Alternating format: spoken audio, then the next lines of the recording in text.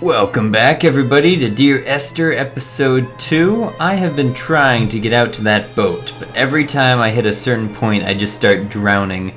So I don't think we're supposed to go over there. To tell you the truth, it does not seem to be working out. But that's okay, we have one other direction to go, and I'm assuming that that's, well, the right way.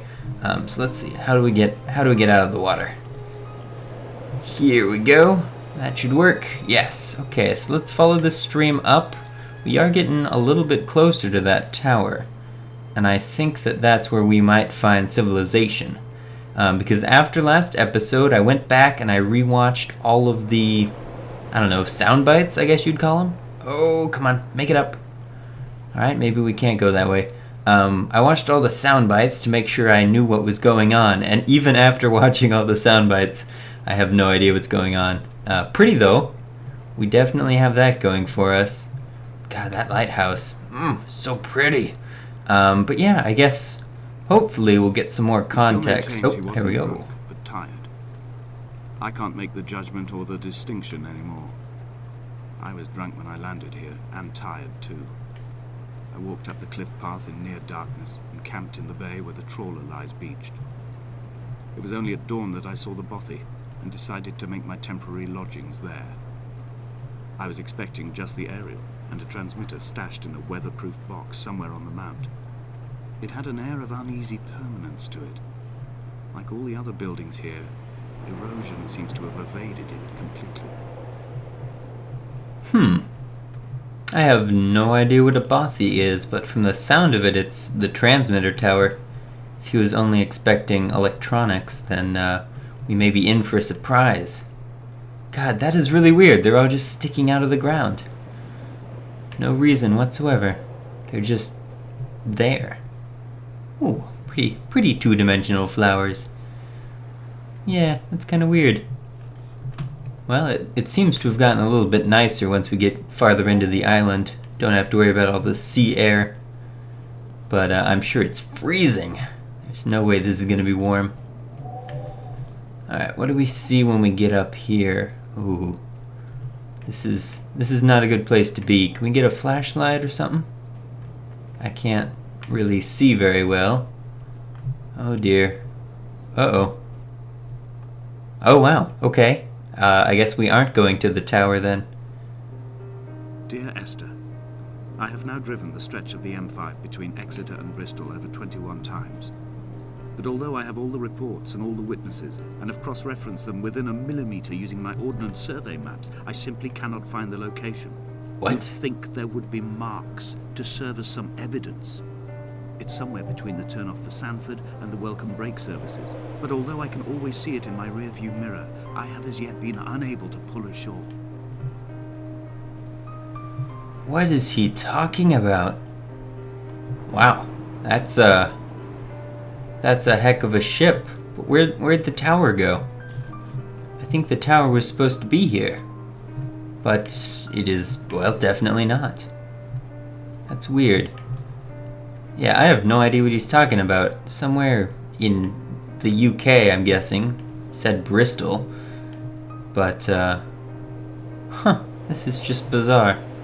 Alright, well, let's see if maybe we can find something out here. It almost looks like there's a second ship lodged up against those rocks for some reason. What's this? Just paint? Paint and some sort of barrel. Oh, there it is. Okay, good. So we are still going the right direction. Kind of. Alright, well, what do we have over here? Looks to be a shipping vessel, obviously. Judging by all the crates thrown about. Is there going to be a way for us to get in there instead of just walking around it? Because we can't jump, which makes all this a lot harder. Let's see. Maybe if we go this way. No. No, that doesn't look like it'll work. No. Damn, I wish we could jump. This would be so much easier if we could get like 1 foot of air. Or I'm sorry, 1/3 of a meter, if we're talking about England. Alright, well, maybe we can just look. Maybe there's no touching allowed. because we would definitely have some sort of way to get up there. Maybe if we go this way? I doubt it. But who knows? Nope. That's just not going to work. Alright, well, it certainly is pretty, even if we can't go on it. Pretty in that sort of abandoned, destruction-y sort of pretty. Yeah, you know the one I'm talking about. Alright, well, we can walk through this, so at least we get some atmospheric darkness. Ooh. So this must have been here a while if it's so deep underground. Because this would not normally be that far down if it had just been here. I wonder how old all these recordings are. Although it does seem like a fairly, I don't know, new ship? That's not the word I'm thinking of. A fairly, there's a word there. There's a word. Alright, well, whatever. It's a fairly something ship. But let's look at this one. Because this one just looks like some sort of fishing thing. Oh. There must be a hole in the bottom of the boat. How else could new hermits have arrived? Yeah. Right. That's weird too.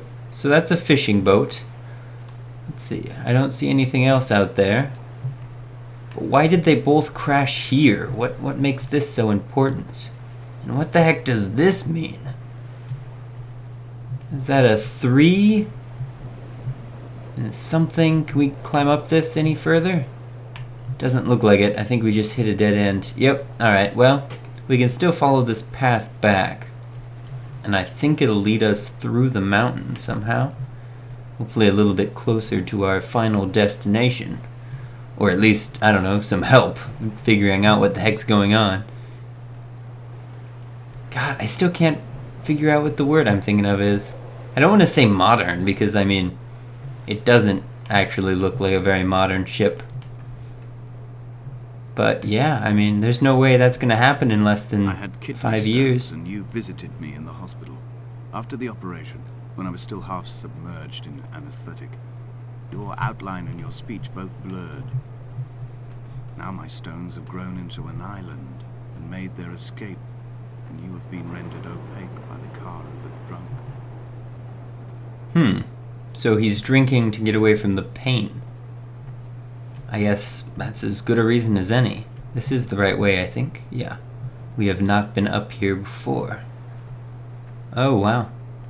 That's where we were, I think. No, we were farther over that way. That must just be another version. Oh, here we go. This looks promising. Couple settlements. Yeah. They even took the time to make fences and flower boxes. I've begun my ascent on the green slope of the western side. I've looked deep into the mountain from the shaft and understood that I must go up and then find the way under. I will stash the last vestiges of my civilization in the stone walls and work deeper from there. I'm drawn by the aerial and the cliff edge. There is some form of rebirth waiting for me there. So those look like stables, which would explain the huge door. So that must be some sort of sleeping quarter house thing. Yeah, what kind of people would choose this as their, I don't know, place of living? It's nice, but it certainly isn't safe.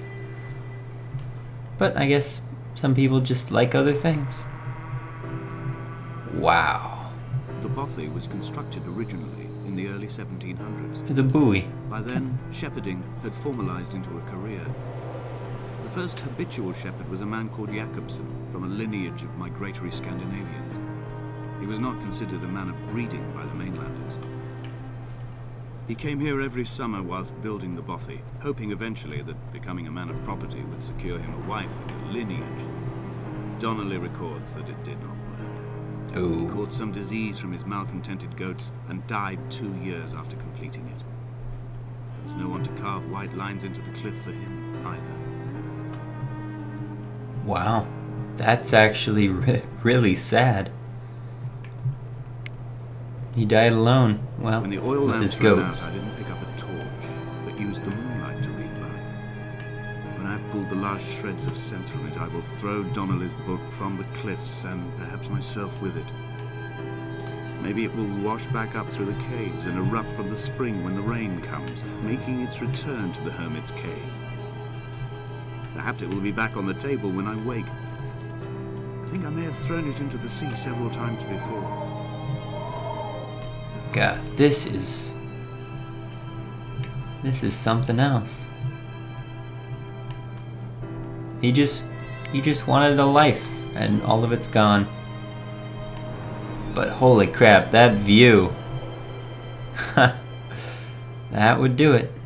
That would make it worthwhile, I suppose. Alright, well, let's see. What's this?